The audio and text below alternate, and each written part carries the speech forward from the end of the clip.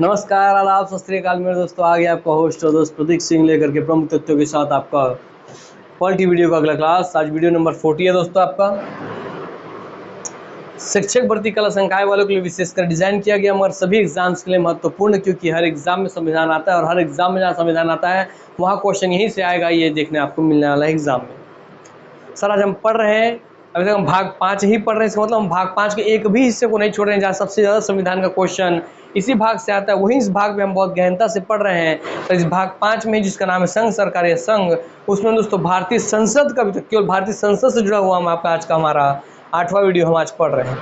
और उसमें भी हम संसदीय विधायी जो थी उसको विधेयक वाला, इस विधेयक की प्रक्रिया, विधायी प्रक्रिया, उसका भाग 1 और 2 पढ़े थे। अब आपका आगे संसदीय कार्यवाही का भाग 1।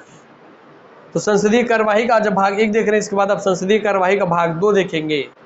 तो भाग 5 के अंदर ही भारतीय संसद का भाग 8वां आ रहा है, और उसमें हम देख रहे हैं क्या, संसदीय कार्यवाही का भाग 1। तो आइए सीधे आते हैं क्लास के ऊपर।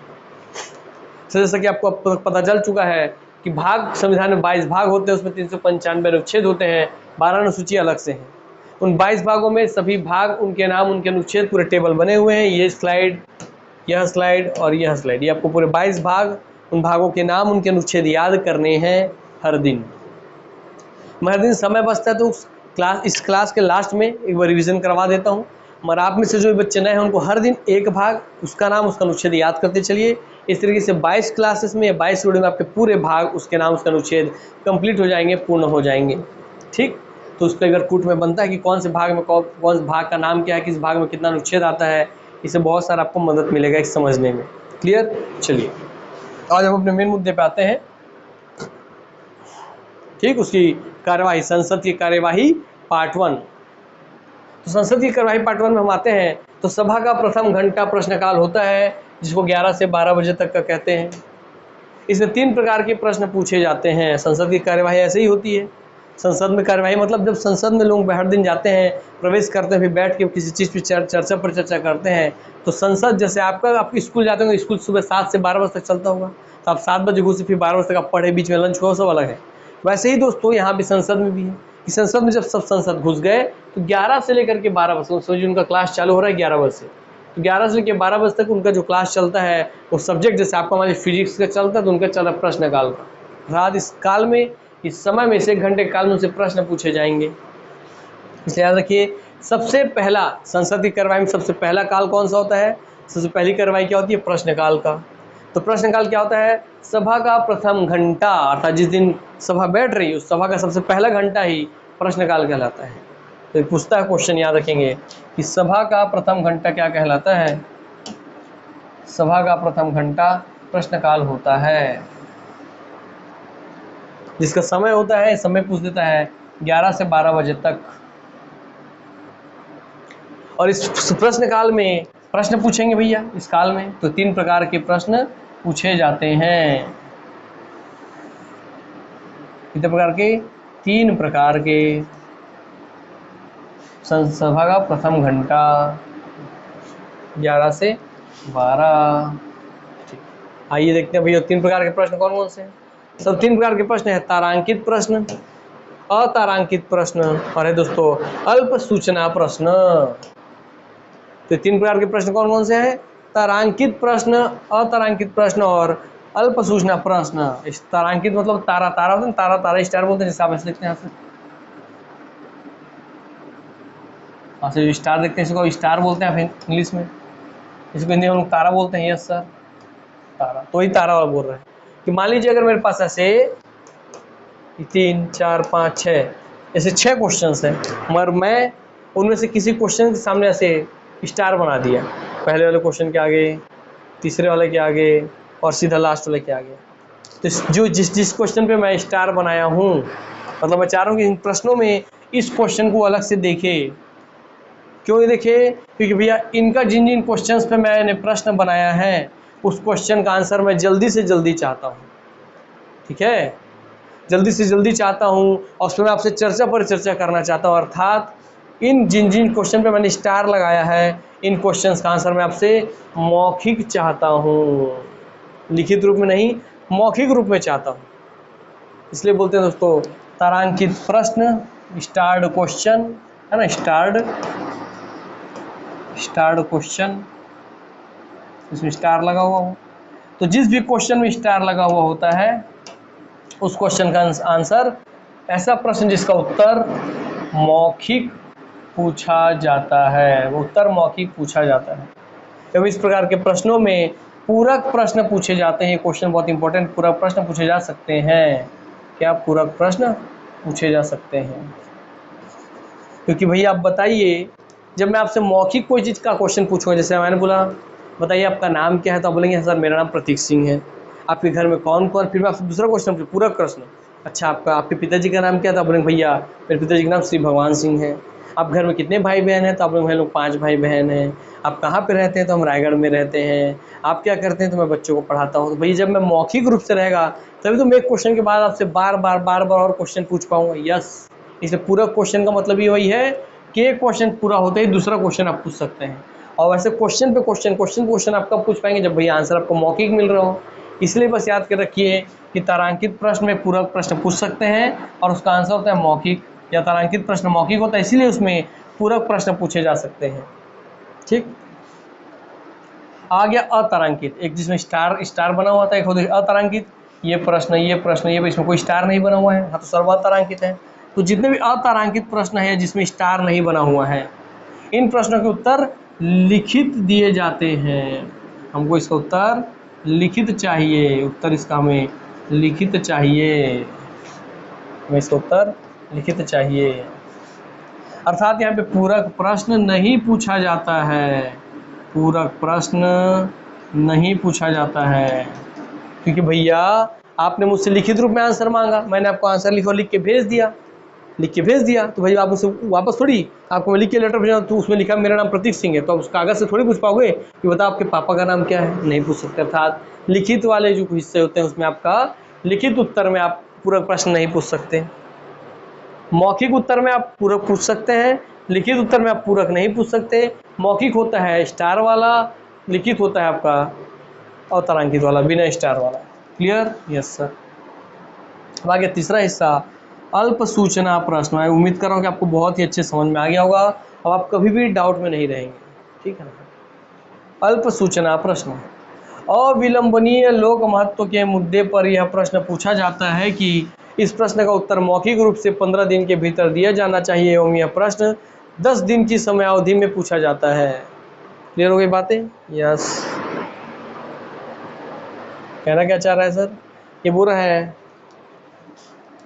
अल्प सूचना प्रश्न, अर्थात ऐसा प्रश्न जिसके लिए आपको सूचना बहुत कम समय में देना है, जिसकी सूचना, ऐसे प्रश्न जिसका सूचना आपको कम समय में देना है, या ऐसा प्रश्न जिसका उत्तर आपको बोला गया है जल्दी से जल्दी दीजिए, अल्प से अल्प समय में दीजिए, कम से कम समय में दीजिए, मतलब बहुत तेजी से दीजिए, बहुत जल्दी दीजिए। ऐसा प्रश्न जिसकी सूचना बहुत कम समय, बहुत अल्प समय में दीजिए, बहुत अल्प समय मतलब जल्दी दीजिए हमको। Yes sir. तो आ जाइए वही कि ऐसा प्रश्न है जिस पे सूचना हमको अविलंबनीय लोक महत्व के मुद्दे पर चाहिए, अर्थात एक ऐसा मुद्दा है जिस पे हम, जो कि लोक महत्व से जुड़ा हुआ है। लोक महत्व क्या? लोक का मतलब लोगों के कल्याण से जुड़ा हुआ महत्व का मुद्दा है, और वो मुद्दा में हमको बिना किसी विलंब के, अविलंबनीय मतलब बिना किसी विलंब के, बिना किसी देर के हमको इस मुद्दे से जुड़ा हुआ आंसर चाहिए। अर्थात किसी भी जरूरी लोक महत्व के मुद्दे पर, अविलंबनीय लोक महत्व के मुद्दे पर पूछा गया प्रश्न पूछा जाता है। और इस प्रश्न का उत्तर भैया आदमी को जल्दी से जल्दी चाहिए, और आदमी उससे आपसे क्रॉस क्वेश्चन भी पूछे, इसलिए अल्प सूचना वाला प्रश्न का भी उत्तर आप मौखिक रूप से देते हैं, मौखिक रूप से। और कब? 15 दिन के भीतर, जब आपको बोल दिया गया उसके 15 दिन के भीतर आपको देना होता है। इसका आंसर 15 दिन के भीतर देना होता है। जो भी क्वेश्चन आपसे पूछा जाएगा जरूरी लोक महत्व के मुद्दे का क्वेश्चन, उसका आंसर आपको 15 दिन के भीतर देना होता है। यह प्रश्न 10 दिन की समयावधि में पूछा जाता है, और यह प्रश्न आपसे पूछा जाएगा 10 दिन के अंदर ही अंदर, 10 दिन के अंदर पूछा जाएगा, और 15 दिन के अंदर आपको जब भी पूछा जाएगा उससे 15 दिन के अंदर आपको इसका जवाब देना होगा। 10 दिन के समयावधि में पूछा जाता है, 10 दिन की समयावधि में पूछा जाता है। तो पूछा जाता है 10 दिन के अंदर अंदर, और आंसर आपको पूछने वाले तारीख से 15 दिन के भीतर देना होता है। क्लियर? यस। इसका मतलब क्या हो गया कि सर तारांकित प्रश्न भी होते हैं मौखिक, अल्प सूचना प्रश्न भी होते हैं मौखिक। लिखित केवल एक ही प्रश्न होता है, वह अतारांकित प्रश्न, मतलब इसमें पूरक प्रश्न पूछ सकते हैं। यस सर, मौखिक वाले में पूरक प्रश्न पूछ सकते हैं। क्लियर हो गया बात? यस। चलिए भैया, तो उम्मीद करता हूँ अब आपको तारांकित, अतारांकित और अल्प सूचना प्रश्न में कभी कोई दिक्कत डाउट नहीं जाएगा। तो एक क्वेश्चन देखते हैं। भारतीय संसद की प्रत्येक सामान्य बैठक का प्रारंभ होता है, प्रीवियस ईयर क्वेश्चन है, तो प्रत्येक सामान्य बैठक का प्रारंभ होता है प्रश्नकाल से। आंसर ए, प्रश्नकाल से। तो भारतीय संसद की प्रत्येक सामान्य बैठक का प्रारंभ होता है प्रश्नकाल से। कोई विशेष बैठक है तो वहाँ पे चीज नहीं लागू होता। शून्यकाल, अब प्रश्नकाल के बाद हिस्सा आता है सर आपका शून्यकाल का। 11 से 12 का आपने समय देखा था? हाँ सर, 11 से 12 में आपने कहा प्रश्नकाल। दोस्तों 12 हो गया तो 12 से 1, 12 बजे से 1 बजे समय बोलते हैं आपका शून्यकाल। इसे समय भी याद रहेगा आपको, 12 से 1 बजे तक इस समय को बोलते हैं शून्यकाल या जीरो आवर। ये शून्य क्यों कहते हैं? क्योंकि इस आवर में जीरो इन्फॉर्मेशन मिलता है, इस काल में आपको जीरो इन्फॉर्मेशन प्राप्त होगा, इसीलिए। अब आगे देखते हैं क्या, आइए। प्रश्नकाल के बाद यह घंटा आता है, तो भाई प्रश्नकाल 11 से 12 के बाद ये घंटा आता है, 12 से 1 का। हाँ सर, शून्यकाल, तो प्रश्नकाल के बाद ही शून्यकाल आता है, ठीक है। 12 बजे से प्रारंभ होता है, सही बात है, इसलिए इसको शून्यकाल कहा जाता है। शून्यकाल का कोई विस्तृत उल्लेख नहीं है। मैंने बोला संविधान में इसे शून्यकाल क्यों बोलते हैं, इसके बारे में कोई विस्तृत उल्लेख नहीं है मेरे दोस्त, ठीक। तो इसलिए इसे वो शून्यकाल कहा जाता है। प्रश्नकाल के बाद सभी सदस्य उन प्रश्नों को उठा सकते हैं जिन्हें वे उठाना उचित समझते हैं। प्रश्नकाल के बाद सभी सदस्य उन प्रश्नों को उठा सकते हैं। तो प्रश्नकाल जो हो गया 11 से 12, उसके बाद प्रश्नकाल के बाद सभी सदस्य उन प्रश्नों को उठा सकते हैं जिन्हें वे उठाना उचित समझते हैं। तो उचित समझते हैं वो सब प्रश्न उठेंगे शून्यकाल में। हालांकि शून्यकाल के बारे में कोई विधान नहीं बनाया गया है, कोई नियम कानून नहीं है शून्यकाल के बारे में, लेकिन वर्तमान में देखा जा रहा है कि इस प्रकार की अनियमितता से बचने के लिए एक सूची तैयार करने लगे हैं जिस पर अध्यक्ष की अनुमति होती है। तो भाई शून्यकाल का कोई इसमें विधान नहीं है कि शून्यकाल में संसद का प्रोसेस प्रक्रिया कैसे होगा। मैंने बोला ना इसको शून्य क्यों बोलते हैं, आपको पता चल जाएगा क्यों, क्योंकि इसमें पूरा इन्फॉर्मेशन ही शून्य है, सारा इन्फॉर्मेशन ही शून्य है कि भाई इस 12 से 1 के समय के बीच में पूरा संसद की प्रक्रिया कैसे होगी, उसके लिए कोई भी विधान नहीं है। तो मतलब अर्थात इस समय में विधान शून्य है, विधान जीरो है। सुना कि इसमें संसद को खुद नहीं पता है कि क्या क्या करना चाहिए, इसलिए वो खुद एक अपने मन से एक फॉलो कर रहे हैं टेक्निक। वो टेक्निक क्या है कि वो एक काम की सूची तैयार कर लेते हैं और जिस पर अध्यक्ष की अनुमति होती है। तो वो एक काम की सूची तैयार करेंगे कि 12 से 1 के बीच में हम ऐसे मुद्दों पे बात करेंगे और उस पर अनुमति भी दी जाएगी, लोकसभा अध्यक्ष अपनी अनुमति दे देंगे, तब 12 से 1 के बीच में वो चीज़ को तैयार किया जाता है। मतलब पहले से वो नहीं होता है कि एकदम बना हुआ है नियम कानून, हर दिन उस प्रक्रिया से पहले डिसाइड किया जाएगा कि आज के शून्यकाल 12 से 1 के बजे के बीच में क्या क्या हमको करना है, ठीक। इसलिए इसको बोलते हैं शून्यकाल, क्योंकि यहाँ कोई भी विधान नहीं है इस समय के लिए। तो शून्यकाल के बारे में कोई विधान नहीं बनाया गया है, इसलिए इसे शून्यकाल कहते हैं। ये सही रीज़न है, यहाँ वाला नहीं। आइए, तो भारतीय संसद के कामकाज में शून्यकाल का अर्थ है प्रश्नकाल से पहले का समय, प्रश्न सत्र का पहला घंटा, प्रश्नकाल और अगली कार्यसूची के बीच का समय, जब विशेषाधिकार प्रस्ताव स्वीकार कर लिया जाए। सर स्पष्ट बात है, पहला काल था प्रश्नकाल, उसके बाद होगा शून्यकाल, उसके बाद कोई और काल होगा। तो जैसे सर प्रश्नकाल और अगली कार्यसूची के बीच का समय, आंसर सी स्पष्ट है कि प्रश्नकाल पहले, प्रश्नकाल पहले फिर शून्यकाल, इसके बाद कोई और काल होगा। तो सर प्रश्नकाल और अगली कार्यसूची के बीच का समय, तो 11 से 12, 12 से 1, फिर 1 मान लीजिए आपको 1 से 2 तो लंच होता है, 1 से 2 लंच होता है, हाँ, फिर 2 से 4, उससे पहले का समय शून्यकाल है। तो आंसर सी हो जाएगा, याद रखिएगा। कुछ मुख्य प्रस्ताव, अब आइए हम कुछ मुख्य प्रस्ताव पर चर्चा कर लेते हैं। अविश्वास प्रस्ताव, ये सब ऐसी चीज़ें हैं जिनके क्वेश्चन आते हैं एग्जाम में, आएंगे। जिसको पढ़ें एक बार भी बच्चा वो बना लेगा, जो नहीं पढ़ा उससे कभी नहीं बनने वाला, इसलिए इनको पढ़ते चलिए। अविश्वास प्रस्ताव, जब लोकसभा में किसी विपक्षी पार्टी को लगता है कि सरकार के पास बहुमत नहीं है या सदन में सरकार विश्वास खो चुकी है, तो वह अविश्वास प्रस्ताव लाती है। क्या बोल रहा, बात ध्यान दीजिएगा। जब लोकसभा में किसी विपक्षी पार्टी को ऐसा लगता है कि सरकार के पास बहुमत नहीं है, जो सरकार वर्तमान में है उसका बहुमत नहीं है, या सदन में सरकार विश्वास खो चुकी है या उसके लोग इस पर विश्वास नहीं कर रहे हैं, तो वह अविश्वास प्रस्ताव लाती है। तब विपक्ष जो है अविश्वास प्रस्ताव लाती है ये सोच करके कि भैया उसके खुद के दल में फूट पड़ चुका है, उसके खुद के दल उसके पक्ष में नहीं है, वो खुद विश्वास नहीं करते उसके लोग अपनी पार्टी पर। जैसे मैं एक बीजेपी हूँ, एक हिमालय कांग्रेस, समझाने के लिए बता रहा हूँ। यहाँ सर मैं बीजेपी हूँ, एक कांग्रेस है। कांग्रेस को ये लग रहा है, अब देखिए सत्ता कौन है, बहुमत किसके पास है, बहुमत मेरे पास है, इसलिए भैया अभी सरकार बना है बीजेपी केंद्र में, ठीक है मैं सरकार बना के अपना बैठा हूँ। पर कांग्रेस को ये लग रहा है कि नहीं यार, हम लोग आपस में फूट फाट में ना, हम लोग आपस में ही विश्वास नहीं है, अर्थात वो लेके आएगा तो विपक्ष लेके आएगा अविश्वास प्रस्ताव। उसको ये लग रहा है कि हम जो बहुमत प्राप्त करके बने हुए संगठन, हम लोग आपस में विश्वास नहीं है, मैं अपना विश्वास खो चुका हूँ, मैं प्रधानमंत्री हूँ, मुझसे मेरे ही पार्टी के लोग सब नाराज हैं, दुखी हैं, ये है वो है सब चीज़ें। तो जब मैं अविश्वास प्रस्ताव आएगा तो अगर वो पास हो जाएगा, इसका मतलब मैं बहुमत प्राप्त दल का नेता हूँ, तो भैया क्या होगा कि मेरे खिलाफ कोई जाएगा नहीं, क्योंकि सबसे ज़्यादा नंबर मेरे पास ही है, तो अविश्वास प्रस्ताव पास ही नहीं हो पाएगा। क्योंकि मान लीजिए टोटल कोई 600 लोग हैं, उसमें से 350 लोग आपके पक्ष में है, बीजेपी के पक्ष में, बचे कितने इधर बचे 250 लोग, है ना, इधर बचे कांग्रेस के पक्ष में, समझ लेते हैं कांग्रेस के पक्ष में बचे 250 लोग।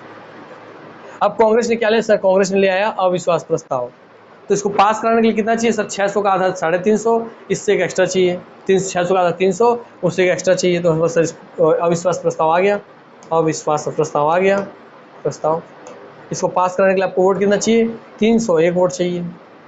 तो बताइए भाई 301 वोट चाहिए, इनके पास तो 250 वोट था कांग्रेस के पास, तो ये क्या पास करा पाएगी, नहीं।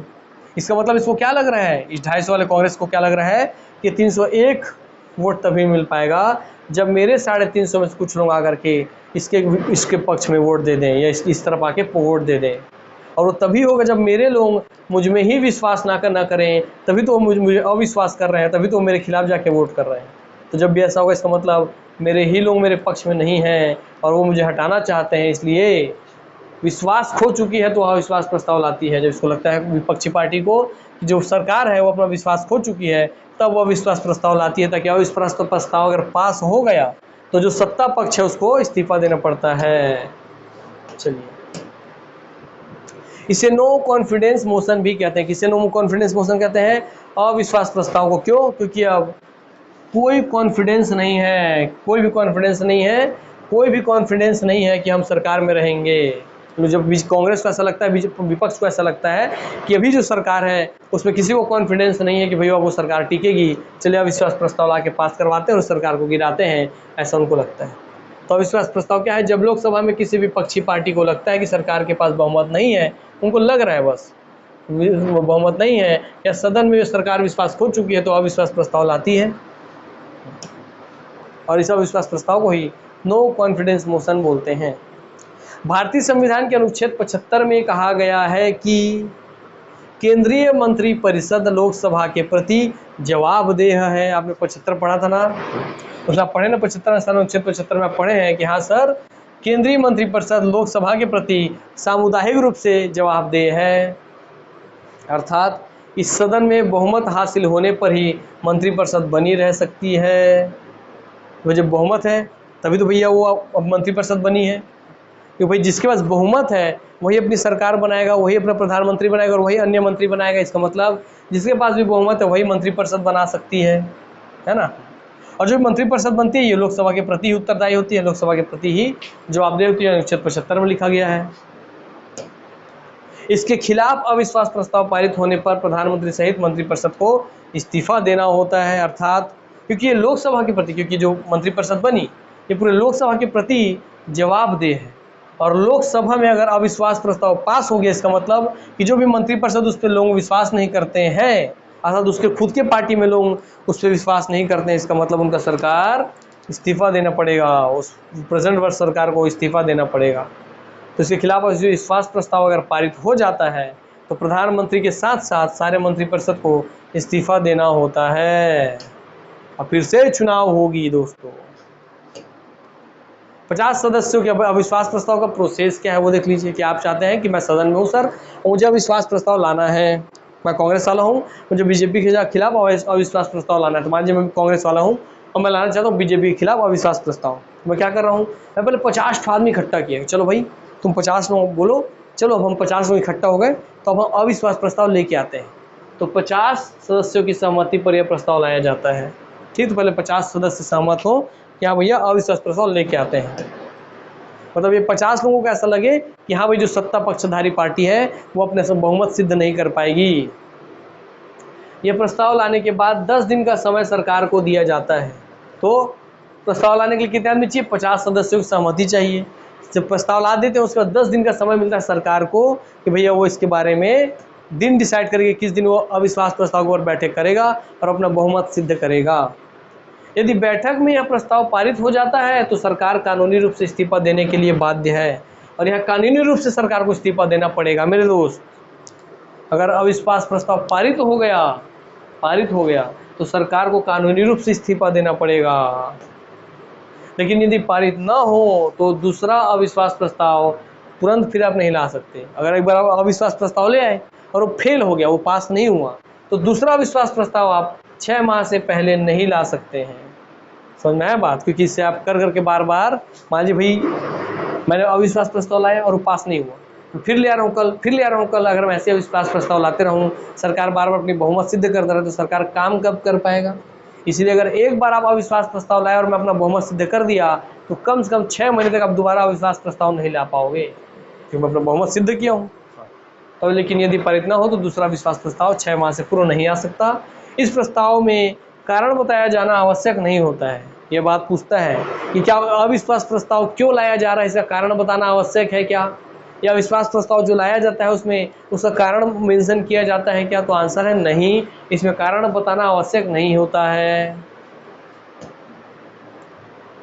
अविश्वास प्रस्ताव के कारण सर्वप्रथम प्रधानमंत्री मोरारजी देसाई को अपने पद से त्याग पत्र देना पड़ा था। तो सबसे पहले अविश्वास प्रस्ताव कब पास हुआ? सबसे पहली बार अविश्वास प्रस्ताव पास हुआ था प्रधानमंत्री मोरारजी देसाई के समय पे, और उस पास होने के कारण ही उन्हें अपने पद से त्याग पत्र देना पड़ा था, इस्तीफा देना पड़ा था। क्लियर हो गया बात? तो मोरारजी देसाई को याद रखेंगे, दिल मांगे मोर, मोर असर क्या रखिए, दिल मांगे मोर, और आ गया अविश्वास प्रस्ताव। ये क्वेश्चन पे आते हैं, अविश्वास प्रस्ताव का मत किस सदन में लाया जाता है? तो अविश्वास प्रस्ताव का जो मत है मेरे दोस्त, ये लाया जाता है आपके लोकसभा में, किसी भी सदन में, राज्यसभा में। आंसर है बी, लोकसभा में। क्यों? क्योंकि अविश्वास प्रस्ताव में जिस सरकार के खिलाफ आप ले रहे हैं तो जो मंत्रिपरिषद है दोस्तों वह लोकसभा के प्रति ही जवाबदेह होती है, उत्तरदायी होती है, इसलिए अविश्वास प्रस्ताव हमेशा लोकसभा में ही आता है। तो अविश्वास प्रस्ताव का मत किस सदन में लाया जाता है? तो लोकसभा में, याद रखेंगे इस बात को। अविश्वास प्रस्ताव के कारण सर्वप्रथम किस प्रधानमंत्री को अपने पद से त्यागपत्र देना पड़ा था? मोरारजी देसाई जी को। आंसर ए, बात खत्म, पैसा हजम। अविश्वास प्रस्ताव और विश्वास प्रस्ताव में अंतर। अब देखिए एक छोटा सा अंतर मैं सिखा दूं कि मान लीजिए मैं कांग्रेस वाला था, मैंने बीजेपी के खिलाफ अविश्वास प्रस्ताव लाया और वो भैया पारित नहीं हुआ। तो पारित कब नहीं होगा? इसका मतलब जब मैं अविश्वास प्रस्ताव ला रहा हूँ, मैं कांग्रेस से बीजेपी है, मैं अविश्वास प्रस्ताव लेके आया, 50 आदमी इकट्ठा किया, 10 दिन उनको समय दिया, है ना, क्लियर।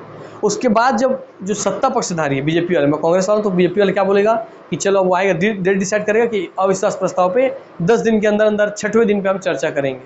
ठीक है, तो 6वें दिन आके वो चर्चा करने बैठेगा, और उस दिन जो सत्ता पक्षधारी है जो पहले सरकार में था जैसे बीजेपी, वो अपना उस दिन विश्वास प्रस्ताव लाएगा। विश्वास प्रस्ताव मतलब वो एक प्रस्ताव लेके आएगा जिसपे हमारे वो लोकसभा अध्यक्ष जी को सौंपेगा और बोलेगा देखिए मेरे प्रति मेरे जो पार्टी है उसमें सब मुझ पर विश्वास करते हैं, अगर आपको यकीन नहीं है तो आप इस विश्वास प्रस्ताव के थ्रू आप हाथ उठा के पूछ लीजिए।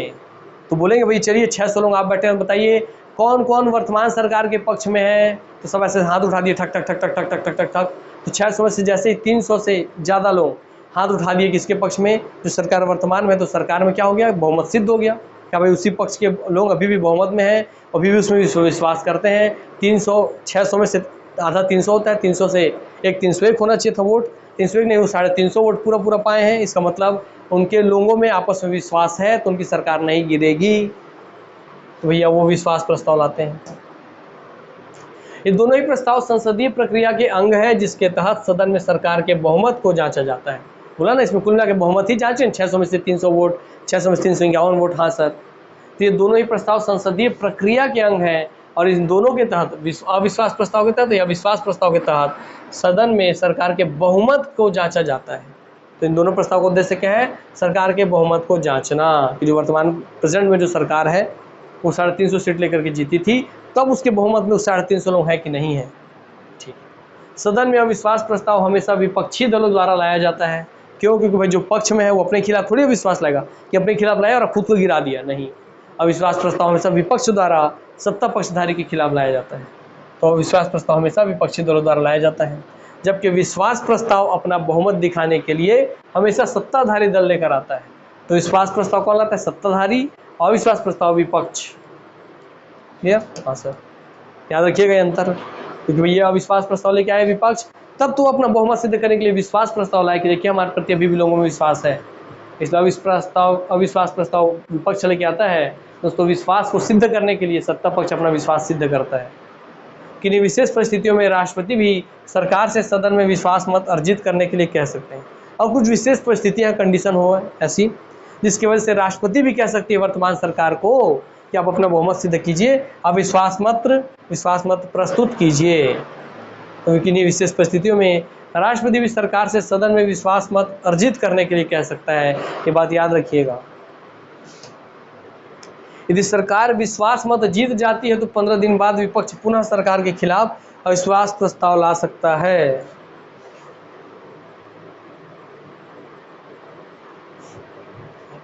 तो देखिए, यदि सरकार विश्वास मत जीत जाती है तो 15 दिन बाद विपक्ष पुनः सरकार के खिलाफ अविश्वास प्रस्ताव ला सकता है। यहाँ मेरे कुछ गड़बड़ी लग रही है।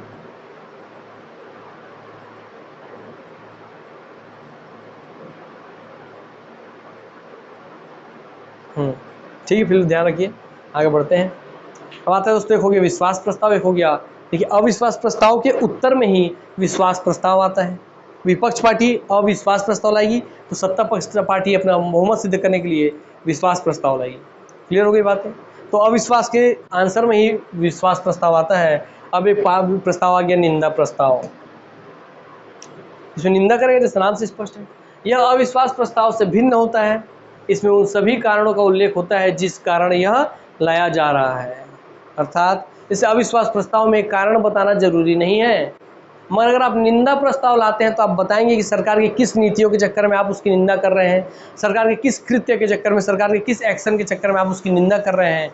तो निंदा प्रस्ताव में कारण बताना आवश्यक होता है, याद रख लीजिएगा। तो जिस कारण यह लाया जाता है वो बताना होता है, उसका उल्लेख होता है। यदि यह प्रस्ताव पारित हो जाए तो सरकार इस्तीफा देने के लिए बाध्य नहीं है। अरे भाई, मैं सत्ता पक्षधारी हूँ, आप विपक्ष हैं, तो विपक्ष का फर्जी है कि सत्ता पक्ष का विरोध करे और सत्ता पक्ष विपक्ष का विरोध करता है, दोनों एक दूसरे की निंदा करते हैं। तो निंदा करने से सरकार तो नहीं गिरेगा, क्योंकि बहुमत तो मेरे पास है, तो बहुमत सरकार जनता ने चुन के भेजा है। तो हम एक दूसरे की निंदा जरूर कर सकते हैं, हमारी निंदा करने से इसका मतलब ये नहीं कि मेरी सरकार गिर जाएगी। इसलिए निंदा प्रस्ताव अगर पारित हो भी गया, निंदा प्रस्ताव पारित हो भी गया तो भी सरकार इस्तीफा देने के लिए बाध्य नहीं है। केवल अविश्वास प्रस्ताव में ही सरकार इस्तीफा देने के लिए बाध्य है। इसके पारित होने के बाद सदन में खेद, रोष व एक चीज़ और, रुकिए एक मिनट, चलिए ठीक है। इसके पारित होने के बाद सदन में खेद, रोष व आश्चर्य प्रकट किया जाता है। यह पूरी मंत्रिपरिषदीय या किसी मंत्री के विरुद्ध आ सकता है। अर्थात निंदा प्रस्ताव, यहाँ से क्वेश्चन बनता है कि निंदा प्रस्ताव पूरी मंत्रिपरिषद के खिलाफ भी आप ला सकते हैं या किसी एक मंत्री के खिलाफ भी आप विरुद्ध भी आप ला सकते हैं। क्या निंदा प्रस्ताव? जैसे किसी एक मंत्री का काम आपको अच्छा नहीं लगा तो केवल उसके खिलाफ ले आए निंदा प्रस्ताव, और पूरे मंत्रिपरिषद का काम अच्छा नहीं लग रहा है तो भी उनके सारे मंत्रिपरिषदों के कामों के खिलाफ निंदा करने के लिए आप ला सकते हैं निंदा प्रस्ताव। किसी एक मंत्री के काम की निंदा के लिए ये सारे मंत्रिपरिषद के काम की निंदा के लिए आप ला सकते हैं निंदा प्रस्ताव। इसके पारित होने के बाद सदन में खेद, रोष व आश्चर्य प्रकट किया जाता है। आश्चर्य कैसे प्रकट होगा? तो भैया अगर निंदा प्रस्ताव पास हो गया, इसका मतलब मैं बहुमत प्राप्त दल का नेता हूँ, मेरे खिलाफ आया निंदा प्रस्ताव, और अगर वो पास हो गया तो मेरे पास सबसे ज़्यादा वोट था और मेरे खिलाफ कोई चीज़ पास हो ही नहीं सकता क्योंकि सबसे ज़्यादा आदमी मेरे पास है, और फिर भी वो पास हो गया, इसका मतलब मेरे ही कुछ लोग मेरे ही नीतियों का विरोध कर रहे हैं, मेरे ही नीतियों का निंदा कर रहे हैं, इसलिए मैं चौंक जाऊँगा ना, अरे ये कैसे पास हो गया, मेरा कौन आदमी मेरे खिलाफ वोट कर दिया। जैसे आप अपने घर वालों को धोखा दें तो आपके घर वाले चौंक जाएंगे ना, अरे मेरे बेटे मेरे घर चोरी कर लिया। तो ऐसे ही दोस्तों यहाँ भी आश्चर्य होता है, आश्चर्य प्रकट किया जाता है, खेद होता है, रोष होता है, गुस्सा होता है कि भाई कौन है जिसने ऐसा किया हमारे पार्टी में से। क्लियर? आइए निम्नलिखित में सही कथन है। प्रीवियस ईयर क्वेश्चन देखिए, सदन में अविश्वास प्रस्ताव हमेशा विपक्षी दलों द्वारा लाया जाता है, सही बात। यह अविश्वास प्रस्ताव पारित हो जाए तो सरकार इस्तीफा देने के लिए बाध्य है, नहीं है, बोल रहा है गलत बात, कि सरकार इस्तीफा देने के लिए बाध्य होती है या नहीं है, बोला मतलब बी गलत है मेरे दोस्त। यदि निंदा प्रस्ताव पारित हो जाए तो सरकार इस्तीफा देने के लिए बाध्य है, गलत बात, ये भी गलत, ये भी गलत। आंसर केवल ए सही, तो केवल ए सही है। ठीक, दोनों ध्यान रख लेंगे कि अगर अविश्वास प्रस्ताव पारित हो जाए तो सरकार इस्तीफा देने के लिए बाध्य होती है, यदि निंदा प्रस्ताव पारित हो जाए तो सरकार इस्तीफा देने के लिए बाध्य नहीं होती है। और दोनों उल्टा लिखा था, इसलिए दोस्तों गलत हो गया। या बाध्य नहीं है लिखना था और है लिख दिया इसलिए गलत हो गया, या बाध्य है और वहाँ नहीं लिख दिया इसलिए गलत हो गया, तो सही हो गया ये वाला, है ना। क्लियर बातें?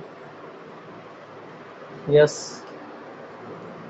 तो चलिए भाई, आपको ये प्रक्रिया भी पता चली गई, है ना। तो चलिए, आज आपको पूरी प्रक्रिया पता चली गई, तो आज की क्लास को हम ये समाप्त करते हैं। इस क्लास में छोटा सा था सेशन, तो इस छोटे सेशन में आपको बहुत कुछ पता चल गया, बहुत कुछ सीखने मिल गया, है ना। तो चलिए, अब मिलते हैं नेक्स्ट क्लास में, तब उसके बाद हम कंटिन्यू करेंगे। तो आज की क्लास में यहाँ पे समाप्त करते हैं, मिलते हैं नेक्स्ट क्लास में, तब तक के लिए आप सबसे अलविदा लेता हूँ। दुआ करता हूँ आप हमेशा हंसते रहें, खेलते रहें, खिलखिलाते रहें, निरोग रहें, स्वस्थ रहें, तंदुरुस्त रहें। तो मिलते हैं नेक्स्ट क्लास में, तब तक के लिए नमस्कार, जय हिंद, जय भारत, जय छत्तीसगढ़, वंदे मातरम, धन्यवाद।